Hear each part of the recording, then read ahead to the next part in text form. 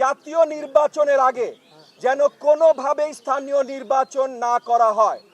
জাতীয় নির্বাচন ছাড়া স্থানীয় নির্বাচনের লিগ্যাল আপনার লেজিটিমেসি যেমন আনা যাবে না, একইভাবে স্থানীয় নির্বাচনে যতগুলো প্রতিকূলতার সৃষ্টি হতে পারে, মানে মাঠে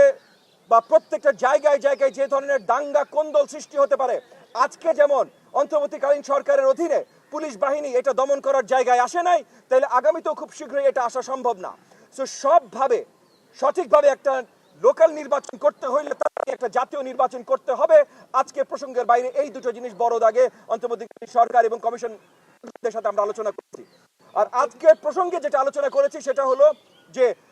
এই যে ঐক্যমত আনা, এই ঐক্যমত আনার জন্য আমরা সাজেশন দিয়েছি এই এই ঐক্যমত কমিশনকে,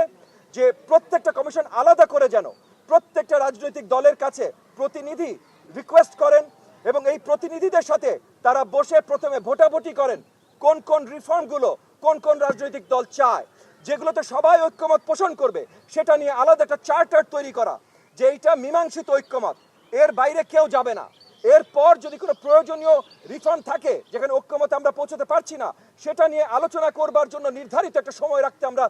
আবেদন জানিয়েছি। এই নির্ধারিত সময়ের ভেতরে যদি ঐক্যমত আমরা না আসতে পারি, তাহলে সেই রিফর্মগুলো আগামী নির্বাচনের পর পার্লামেন্টের হাতেই দেয়া হবে। দ্বিতীয় যে আলোচনা আমরা এনেছি, যে ঐক্যমতে আমরা যেটা আসবো, যে রিফর্মে,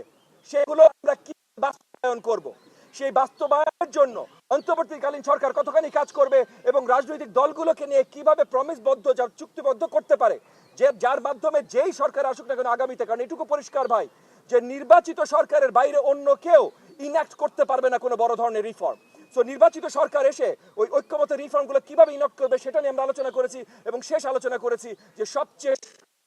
মুহূর্তে সবচেয়ে গুরুত্বপূর্ণ আমাদের জন্য শীঘ্রই একটা সঠিক জাতীয় নির্বাচন নিয়ে আসা।